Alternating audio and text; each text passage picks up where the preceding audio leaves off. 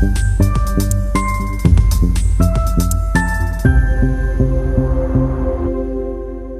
hey, hey! Welcome back to Let's Talk English, your favorite podcast for real, everyday English. Not textbook English, not robot English. Real English. Exactly, because nobody in a real office ever walked in and said, "Good morning, esteemed colleague. Would you be so kind as to pass the stapler?" Nobody! Nobody. And if someone did say that, everybody would slowly back away from them and HR would send a very concerned email. A very concerned email. Subject line, "We need to talk." The most terrifying subject line in the English language. Okay, I'm Sarah. And I'm Mike. And today we are talking about something that is so important for anyone who works in an office environment or wants to work in one. We are covering the phrases you use every single day at the office. Yes. And Mike, be honest, when you first started working, did you actually understand everything people said to you? No. Big no. I remember my very first week at my first job. My manager walked up to me, very confident, and said, "Mike, let's touch base later." And I just stood there like, touch base? Or touch base? Are we playing baseball? Almost looked around for a bat. That is so relatable because nobody teaches you these phrases in English class, right? They teach you, "Good morning, how are you? I am fine, thank you." But nobody in an office says that. Nobody. In a real office, you hear things like, "Let's sync up," or "Can we take this offline?" or "I'll loop you in." And if you don't know these phrases, you are completely, totally, 100% lost. Completely lost. So today, we are going to fix that. We will walk through the most common office phrases in English, explain exactly what they mean in simple language, and give you real examples so they actually stick in your brain. And the best part, you can start using these today, even if you're listening right now from your office, which honestly would be amazing. If your boss is standing near you and you're listening to this, just put on your best serious face and look very busy. Yes, professional tip number 1 from Let's Talk English. Always look busy. Okay, let's get into it. All right, Mike, phrase number 1, and it is the one that nearly gave you a heart attack on your first day. Let's touch base. Ah, my old enemy. Okay, so what does it actually mean? So, touch base simply means to check in with someone, to have a quick, short conversation about something, just a little update or catch up. Right. So when your manager says, "Let's touch base at 3 p.m., she means, let's have a quick chat at 3. Not a big formal meeting, just a short check-in. Exactly. And you can use it like this. "Hey, can we touch base before the meeting?" Or, "Let's touch base on the project update tomorrow morning." Simple, right? And I hear this phrase at least 5 times every day in an office. At least 5 times. And here's the perfect response when someone says it to you. Just say, "Sure, when works for you." Easy, natural, totally professional. Ah, that is such a good tip. Sure, when works for you. That makes you sound like you have been working in offices for 20 years. Exactly. Okay, ready for number 2? Born ready. Okay, phrase number 2, also very, very common. "I'll loop you in." Oh, yes. So loop you in, it means I will include you. I will share the information with you. I will add you into the conversation or the email chain. So imagine your team is working on a project and your colleague says, "Oh, Sarah isn't on this email thread yet. Let me loop her in." That means let me add her so she knows what's going on. Right. And you can also say, "I'll loop you in on the next update."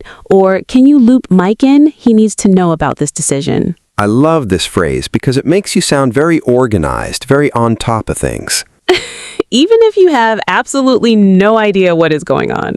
Which is most days in an office, honestly. Okay, moving on. Phrase 3 is one of my personal favorites. Okay, Mike, phrase 3. This one sounds dramatic. Are you ready? "Let's take this offline." Oh, yes. And the first time I heard this in a meeting, I panicked, like actually panicked. I thought, are we going somewhere? Are we leaving the building? Do I need my coat? Mike, okay. So take this offline has absolutely nothing to do with going anywhere physically. It means this topic is too complicated or too detailed for right now in this big group. Let's discuss it separately, just with the right people. So instead of spending 20 minutes on one complicated topic in a big meeting, you say, let's take this offline, and then you talk about it later in a smaller conversation. You can say, great question, let's take that offline and I'll follow up with you. Or, I think we should take this offline, it needs a deeper discussion. And honestly, saying this makes you look so smart because you're keeping the meeting on track, you're respecting everyone's time. It is a total power move. A complete power move. Sarah, okay, quick challenge for our listeners right here. Take 5 seconds, say one of these phrases out loud right now, wherever you are. Yes, let's touch base. I'll loop you in. Let's take this offline. Say it out loud on the bus, in the kitchen, wherever. Your mouth needs to practice. Even if people look at you, especially if people look at you, that means it's working. Okay, we're going to pause right here for just one moment. Part 2 is coming. It has more great phrases, and Mike is going to embarrass himself again.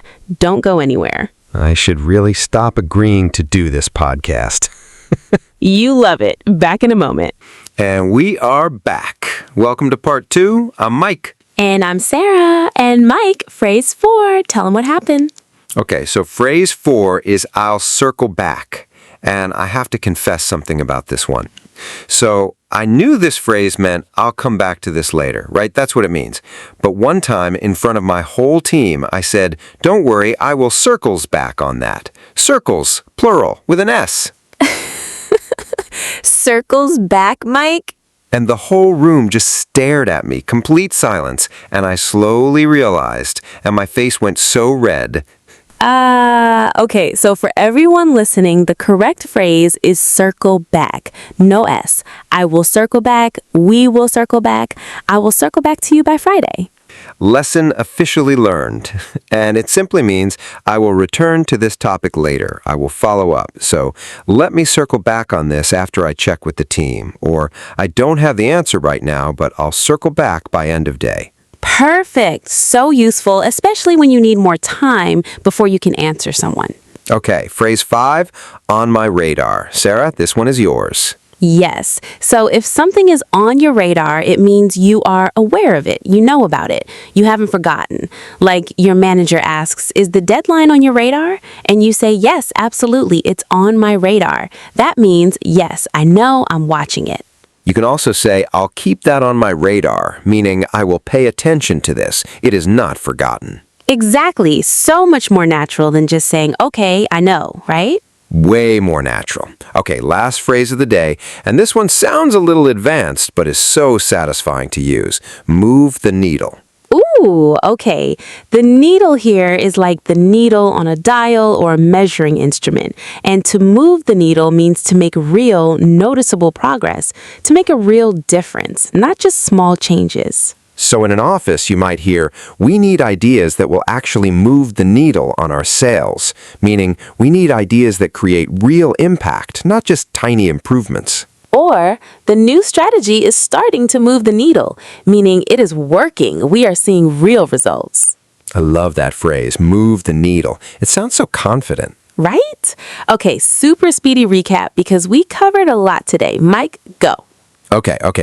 Touch base, quick check-in conversation, loop you in, include someone in the information, take this offline, discuss separately outside the big meeting, circle back, return to this topic later, on my radar, I am aware of it, move the needle, make real, noticeable progress. Boom! Boom! That is your Office English survival kit right there. Print it, frame it, put it next to your coffee machine. Yes. Okay, friends, we have a challenge for you before you go. This week, try to use at least one phrase from today in your real life, in a meeting, in an email, in a conversation. Just one. And then come back and tell us how it went. Yes, come find us on YouTube, Let's Talk English, and leave a comment on this episode. Tell us which phrase did you use? How did it feel? Did your colleagues look impressed? Did someone ask, wow, have you been taking English classes? Because yes, you have, right here, right now. Exactly. And while you're on the channel, if this episode helped you even a little bit, please hit that like button. It takes 1 second and it helps so many more English learners find us. And subscribe to Let's Talk English so you never miss a new episode. We put out fresh, fun, real-life English content every single week, and we would absolutely love to have you as part of our community. You can also share this episode with a friend, a colleague, a family member who is learning English. You might just save them from their own circles back moment. Be someone's hero today. Save them from the grammar disaster. Okay, we have to say goodbye. But remember, real English is not learned from a textbook. It is learned one phrase, one story, one laugh at a time. And we will be here for every single step. I'm Sarah. I'm Mike, and this has been Let's Talk English. See you next time. Bye.